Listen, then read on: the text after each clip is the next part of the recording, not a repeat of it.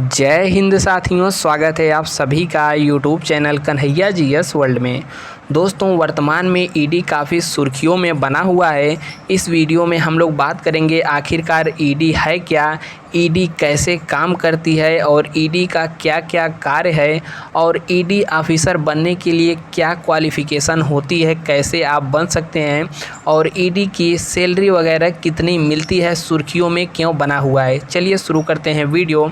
और दोस्त, चैनल पे पहली बार आए हैं तो सब्सक्राइब वाला बटन ज़रूर दबाना है, घंटे के निशान को दबा लीजिएगा और वीडियो को शेयर कर देना है अपने दोस्त मित्र यारों के पास। चलिए शुरू करते हैं वीडियो। तो देखिए, ईडी जो सुर्खियों में बना हुआ है, तो ईडी मतलब होता है प्रवर्तन निदेशालय। इसको इंग्लिश में फुल फॉर्म होता है इन्फोर्समेंट डायरेक्टोरेट। ठीक है, इसकी बात करें स्थापना, तो प्रवर्तन निदेशालय यानी कि ईडी का स्थापना हुआ था 1 मई सन 1956 को। ठीक है, क्यों हुआ था? जब विदेशी मुद्रा अधिनियम 1947 जो कि फेरा 1947 के अंतर्गत विनिमय नियंत्रण विधियों के उल्लंघन को रोकने के लिए आर्थिक कार्य विभाग के नियंत्रण में एक प्रवर्तन इकाई गठित की गई थी। बाकी ईडी के बारे में हमने यहाँ पर और डिटेल लगा दिया है, आप यहाँ पर देख सकते हैं। जैसे स्थापना हो गया और यहाँ पर बात करेंगे भारत सरकार शासी निकाय हो गया। ठीक है, यहाँ पर डिटेल हमने लगा दिया है। मूल एजेंसी वित्त मंत्रालय है। यहाँ पर बात करते हैं प्रवर्तन निदेशालय यानी ईडी के कार्य के बारे में। तो देखिए, ईडी के कार्य की बात करें तो इसका कार्य है विदेशी मुद्रा प्रबंधन अधिनियम फेमा यानी कि फॉरेन एक्सचेंज मैनेजमेंट एक्ट के जो भी कानून प्रावधान है, इसका जो भी कोई उल्लंघन करता है उसका जांच करना है। इसके अलावा ईडी नामित जो भी ईडी अधिकारी है फेमा उल्लंघन पर निर्णय लेते हैं और इसमें शामिल राशि का 3 गुना तक जुर्माना लगाया जा सकता है। लेकिन वर्तमान में जो सुर्खियों में है वह है दिल्ली के मुख्यमंत्री अरविंद केजरीवाल के कारण। यहाँ पर इनको धन शोधन निवारण अधिनियम 2002 यानी कि PMLA कानून के तहत इनको गिरफ्तार किया गया है। अब PMLA कानून क्या है, पहले इसके बारे में जान लेते हैं। हिंदी में कहते हैं धन शोधन निवारण अधिनियम यानी कि the prevention of money laundering act 2002। ठीक है, यहाँ पर देखेंगे तो ईडी को इसी कानून के तहत ताकत मिलती है। और आप सभी को पता है ईडी के बारे में, जो भी अभी यहाँ पर घोटाला हुआ था दिल्ली में शराब से संबंधित, ठीक है, काफ़ी सुर्खियों में था। उसी से संबंधित अरविंद केजरीवाल को गिरफ्तार किया गया है।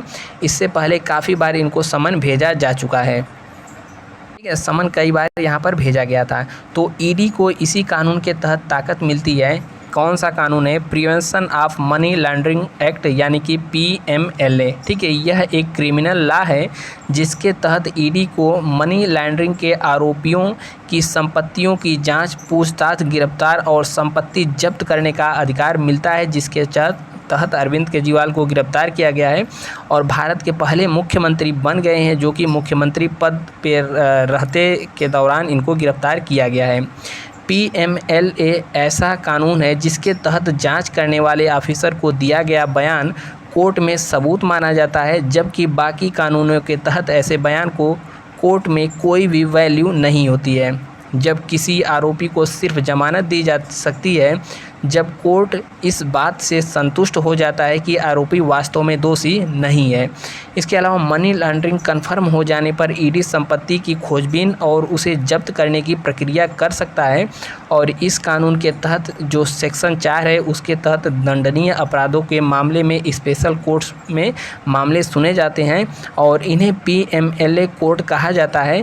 PMLA कोर्ट के किसी ऑर्डर के खिलाफ उच्च न्यायालयों में अपील भी की जा सकती है। ठीक है, इसके अलावा और भी बहुत सारे कार्य हैं, जैसे यहाँ पर देखेंगे संपत्ति कुर्की की जा सकती है यदि कोई दोषी पाया गया तो। ठीक है, इसके अलावा यहाँ पर देखेंगे तो भगोड़े आर्थिक अपराधी अधिनियम 2018 के तहत भारत से भगोड़ों के मामले में यहाँ पर प्रसंस्करण अपराधी अपनी सुरक्षा के लिए देश और उसके अधिकार क्षेत्र से बाहर चुनते हैं। ठीक है, तो ईडी का यही सब काम है।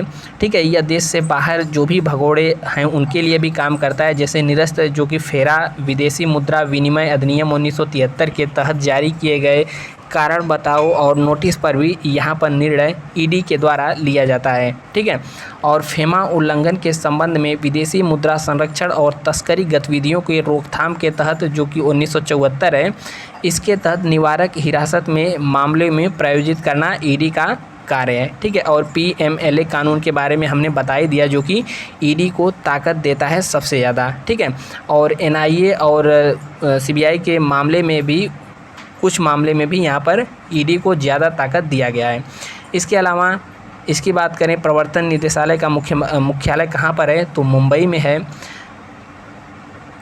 ठीक है। और मुख्यतः यह 3 कानूनों का प्रवर्तन निदेशालय एक बहु अनुशासनात्मक संगठन है, जिसे 2 विशेष वित्तीय कानूनों, जो कि एक फेरा है और एक फेमा है। ठीक है। और यहाँ पर पीएमएलओ कानून को लागू करने के लिए यहाँ पर इसको सौंपा गया है।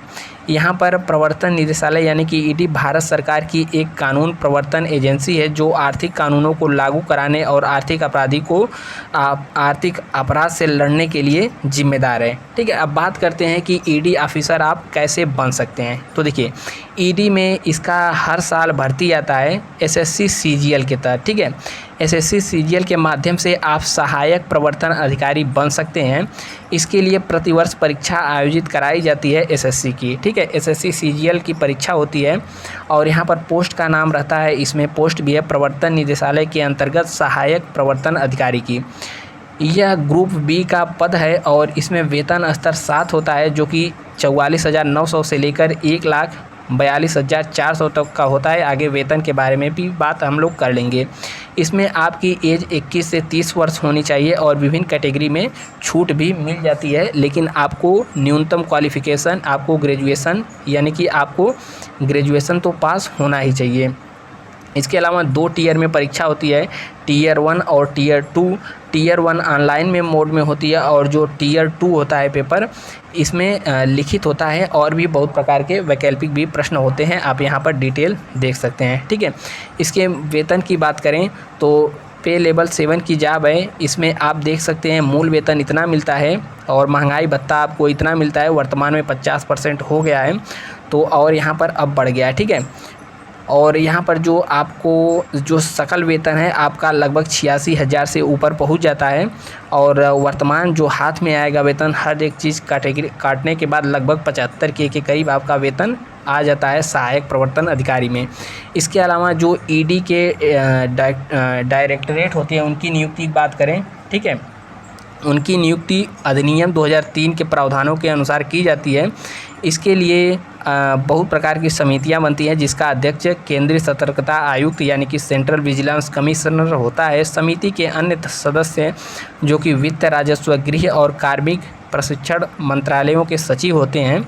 और यूपीएससी प्रतियोगी परीक्षा के बाद एक साक्षात्कार के माध्यम से उम्मीदवारों का चयन किया जाता है और अंतिम जो कि चयनित उम्मीदवारों का नाम अनुमोदन करने के लिए एसीसी को यहाँ पर भेज दिया जाता है। यह ईडी के डायरेक्टर की नियुक्ति की बात की गई है। ठीक है। तो उम्मीद है ईडी के बारे में आप जान चुके होंगे, और यदि वीडियो आपको अच्छा लगा हो तो नीचे एक बार कमेंट करके ज़रूर बताइएगा। वीडियो को लाइक करके ही जाना है। मिलते हैं नेक्स्ट वीडियो में। जय हिंद।